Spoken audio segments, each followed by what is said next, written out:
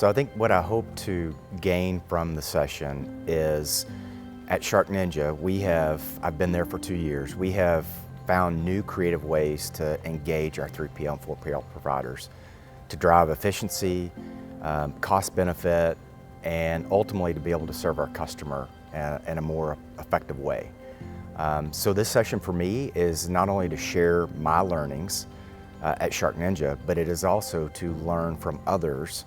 Are there other new creative and innovative ways to be able to improve our efficiency, gain our cost structure, and ultimately serve our customer better?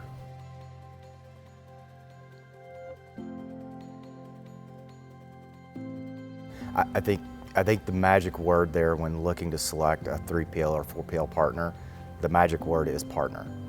I will say we're not unique at SharkNinja, right? We're very demanding as a customer, but we need, from a supplier perspective, we're looking for companies that are willing to invest, right? So whether that be gaining efficiency, reducing cost, finding new and creative ways to do the things that make us successful to ultimately serve our customer.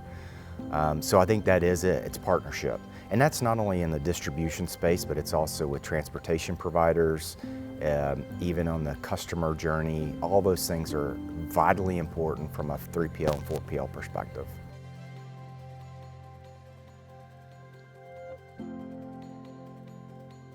I think from a seamless integration perspective, it's all about choosing the right partner first, right? And then to ensure that you have that partnership, it's constant engagement, whether it be having people from SharkNinja or employees from SharkNinja embedded in the facilities, working with them constantly, whether it be looking for efficiency gain around robotics, automation, things of that nature. I think it's a constant partnership, and it's a two-way, right? We need to express to them what we're looking for, whether it be cost reduction, efficiency gains, things of that nature. So I think it is that continual partnership perspective, and it's a two-way street, right?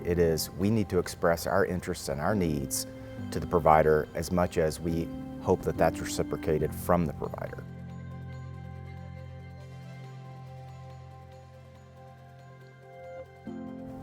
Just what I've heard this morning from multiple speakers, right? We all share the same challenges, whether it be data, whether it be reporting, whether it be gaining efficiency, speed to customer, the gentleman from Target on the final mile, right? We're facing some of those challenges from our D2C footprint, right? How do we gain speed to customer? How do we create those things that are ultimately a great consumer experience? So I think we're all in that together. It's been one of the great things from the sessions already, is that we're in the same challenge, right? We're all trying to create efficiency to serve customer better, at a lower cost, more efficiently. So I think that's been paramount so far through this journey.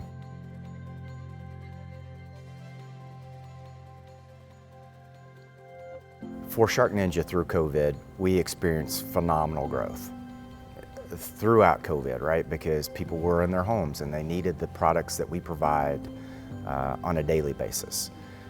Coming out of COVID, that trend really continued for us. We saw some market turn down, but then it really ramped back up into 2022 and certainly in 2023. I think some of the challenges coming out of COVID for us have been, how do we keep that growth trajectory, right? So how do we keep that consumer experience at a very, very high level? So that's a day-to-day challenge, whether it is getting containers from overseas to serve markets around the world on time, at the right cost, or setting up the right distribution footprint with the right level of efficiency to be able to, hit the speed to market that our customers demand. So I think coming out of COVID for us maybe looks a little different than some places because we have continued this sort of meteoric growth trajectory, but it's a daily challenge, right? Whether it be data, cost, service, quality, all those things continue, and it's paramount in our organization, right? To continue to look, how do we serve that customer in the right way and meet the needs of the organization as well, so.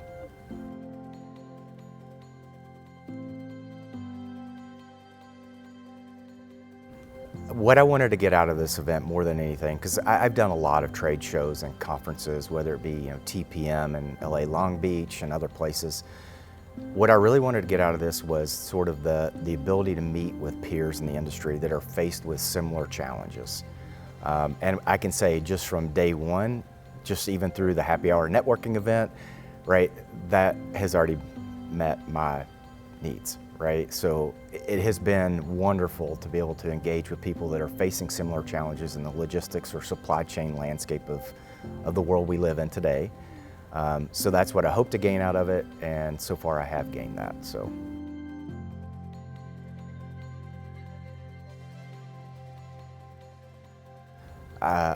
Quite honestly, all of the topics are of interest to me. I mean, everything that we're touching on here this week really hits on some of the areas, the deliverables that I needed coming into this. So I'm looking forward to all of them, right? I think the speakers we had this morning, even from McCormick, right? It was more around procurement, right? Not necessarily my space, but very similar challenges, right? How do you do things efficiently? How do you do them economically? We ultimately have to support our shareholders and our stakeholders. So how do you do those things? So even from that lens, was very great. Certainly the target, the final mile, was spot on for me. So it was really good.